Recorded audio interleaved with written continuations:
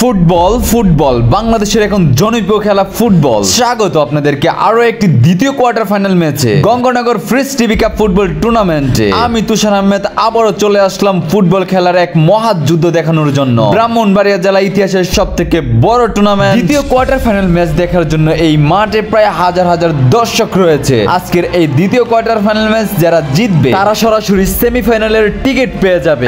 আজকের ম্যাচটি কে জিতবে হাজার হাজার দর্শক তাকিয়ে আছে।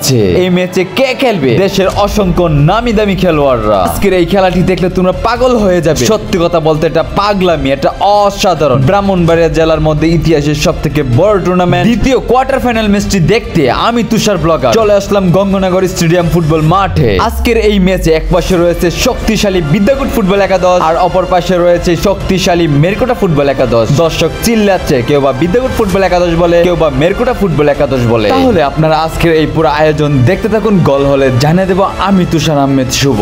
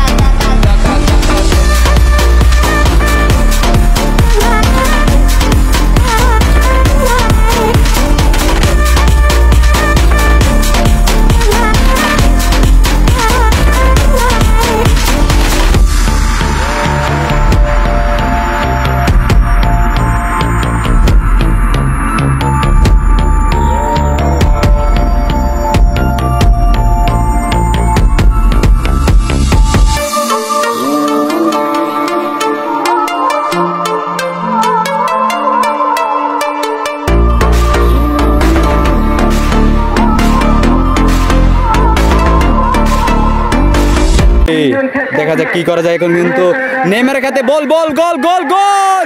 ওরে শিট, গোল দিয়ে ফেলেছে বিদ্যাকুট ফুটবল একাদশ। গোল! বিদ্যাকুট ফুটবল একাদশ কিন্তু গোল দিয়ে ফেলেছে। 1-0 গোলে ব্যবধানে মেরকুটা ফুটবল একাদশ কিন্তু এক গোল খেয়ে ফেলেছে। আপনারা দেখতেছেন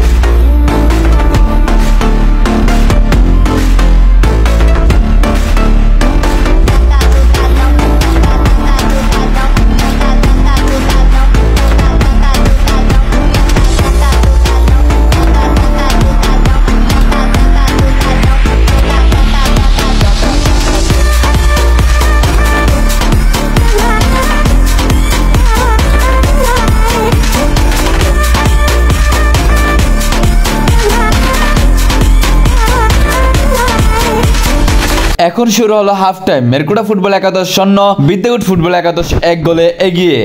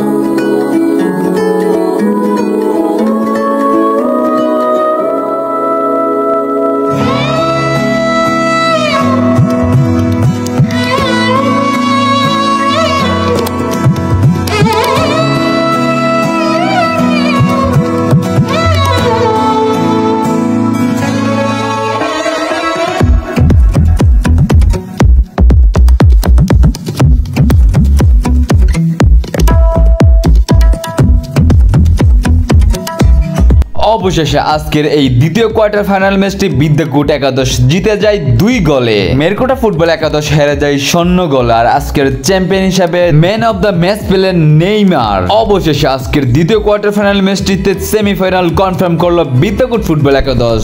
কংগ্রাচুলেশন বিদ্যাকুট ফুটবল একাদশ, ব্যাড লাক মেরকুটা ফুটবল একাদশ।